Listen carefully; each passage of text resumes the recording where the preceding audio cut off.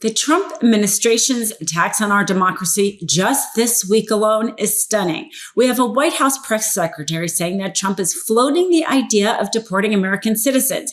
We have a Secretary of State issuing a 1.5-page memo to an immigration court saying that a student should be deported based on his beliefs and not any criminal activity. We have the White House saying they want to legally control a major university, and yet another executive order targeting a law firm for representing a defamation case that Trump didn't like. My name is Dina Doll with the MeidasTouch Network. Let's break this down. Straight out of an authoritarian regime playbook, the Trump University is targeting a core part of our society, our universities. He's targeting them because of their DEI policies, because of their transgender athletes, because of campus protests. He's going after and canceling student visas. Students with visas are being snatched off the street by ICE. This is creating real fear among students. Major universities like UCLA are having to send out letters updating the community on the number of visas of students that the Trump administration is going after. This kind of fear is how you control a society. And the case of Mahmoud Khalil perhaps received the most high-profile attention of all of these examples. He was a student at Columbia University who was involved in the campus protests, and in fact, he was considered the facilitator between the students and the campus. That is why his name was on record. Most of the student protesters didn't have their name on record because it wasn't very popular always to be a member of that protest, but he had his name on record. And so the Trump administration was able to go after him. A Louisiana administrative judge just said that Marco Rubio's justification for why he should be deported, despite the fact he was legal here, was enough for deportation.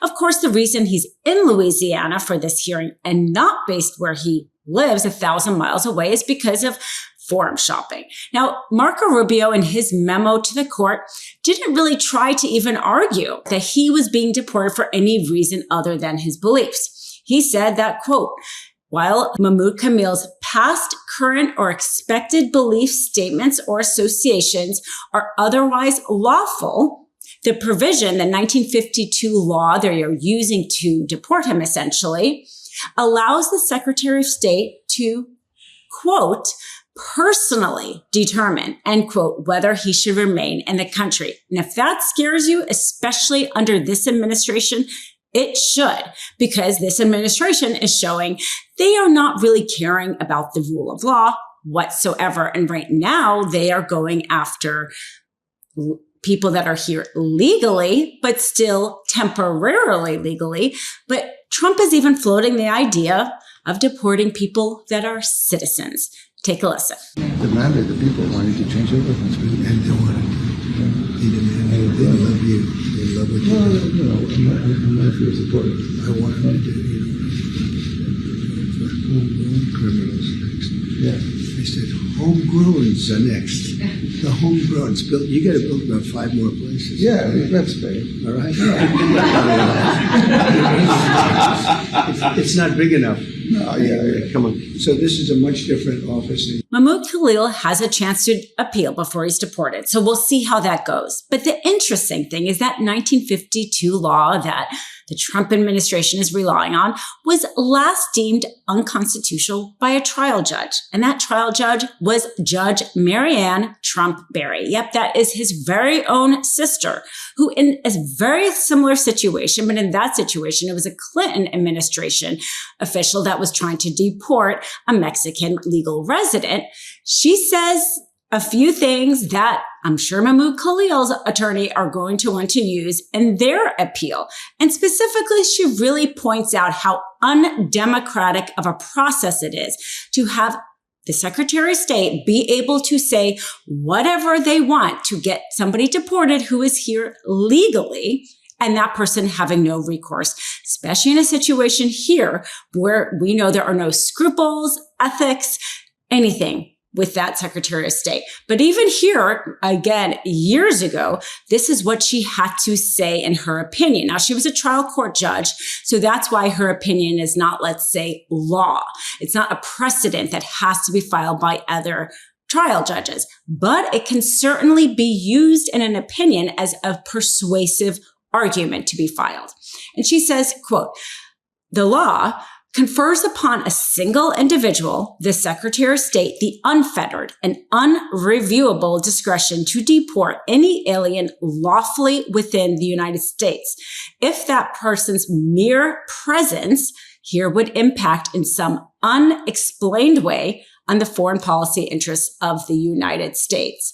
And she goes on to say that under the law, quote, "all legal aliens, whether here for a day or 50 days and visiting or resident in this country, must live in fear of the Secretary of State, informing them at any time that our foreign policy requires their deportation to a particular country for reasons unknown to them and beyond their control." Perhaps one of the most articulated arguments I've seen lately about why this deportation is unconstitutional and why Trump's use of that 1952 law should be deemed unconstitutional. 420 is right around the corner, and there's no better time to elevate your wellness routine. Whether you want to relax, recharge, or refocus, Via has the perfect lineup for you.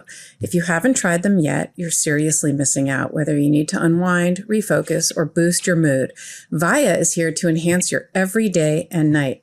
Trusted by over 500,000 happy customers, Via is changing the game in natural wellness, blending powerful, high-quality hemp-derived ingredients to deliver real, effect-driven benefits. Whether you're looking to sleep better, have better focus, recover, or simply relax, Via has a tailored solution just for you. With products ranging from 0 to high cannabinoid levels, Via lets you fully customize your experience to fit your needs. Whether you're looking to support your daily wellness routine, enhance focus and clarity, or unwind with deep relaxation, Via has you covered. From their award-winning effect-forward gummies to calming drops, every Via product is thoughtfully crafted, made with organic, lab-tested hemp, sourced and trusted from trusted, independent, American-owned farms. And the best part, Via legally ships across the USA in discreet, direct-to-your-door, no medical card required packaging. So not to worry, if you don't know where to start, take their Via's product finder quiz to get personalized recommendations tailored to your needs. It can take you less than 60 seconds to figure it out. So if you're 21 or older, treat yourself to Via's annual Spring 420 sale. Black Friday level savings up to 35% off site-wide right now, up to 50% off packs and bundles, and get a free gift and more savings with your first order using our exclusive code MISTRIAL at the link in our description. Plus, you can enjoy free shipping on orders of over $100. So unlock the power of nature with Via's organic and vegan hemp extracts, perfect for relaxation and rejuvenation. It's the only lifestyle hemp brand. So you're going to love it. If you're 21 years or older, check out the link to Via in our description and treat yourself to Via's annual Spring 420 sale. Black Friday level savings up to 35% off statewide right now, up to 50% off packs and bundles, and you get a free gift and more savings with your first order using our exclusive code MISTRIAL. That's MISSTRIAL. Plus, you will enjoy free shipping on orders over $100. That's code MISTRIAL with 2 S's, all one word, at the link in our description. After you purchase, when they ask you where you heard about them, please support our show and tell them we sent you. Enhance your everyday with Via. But of course, Trump's actions aren't limited to even legal residents. It has been reported that the White House plans to legally control Columbia University. Yes, a major university. We know already he tried to withhold $400 million of funding to Columbia unless they agreed to specific things. And they did. Instead of President Obama saying they should just, universities, this is the time to tap into an endowment instead of bending the knee, changing your policies in order to comply with Trump. But Columbia University decided to change their policies, including changing their Middle East, South Asian, and African department, because that was one of the requirements by Trump. But even while they did that, they've already done this. And this is why you don't comply with Trump, because he's not reasonable. It's never enough. And in this situation, it's clearly never enough. They've already maybe, put their credibility out there is questionable. They may have already made some students not know if they want to go there, whether or not they're going to be protected or not.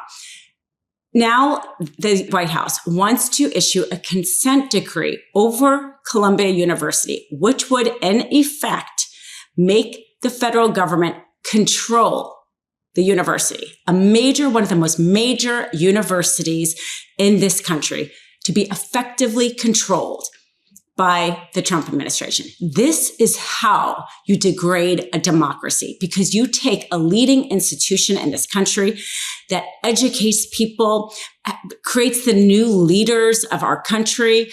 And yes, they don't like that there's a lot of progressive policies in the universities. There's a lot of open-mindedness. Again, there are attacks on DEI and transgender. It is no mistake. They have been going after universities for some time. And to fight this consent decree, it could take them years to fight this. This is how serious it is. Well, Democrats are paying attention, and specifically, Senator Chris Murphy is paying attention.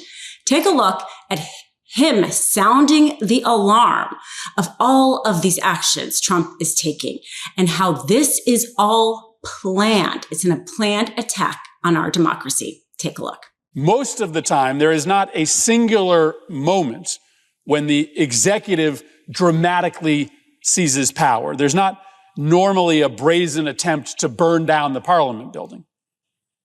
No, instead, democracies die when gradually, often quietly and methodically over time, the structures that hold the executive accountable for corruption, for thievery, for wrongdoing are dismantled. There are 4 institutions that the regime attacks, and attacks relentlessly until those structures of accountability are so disintegrated that even though elections continue to happen, the same party or the same person wins power election after election.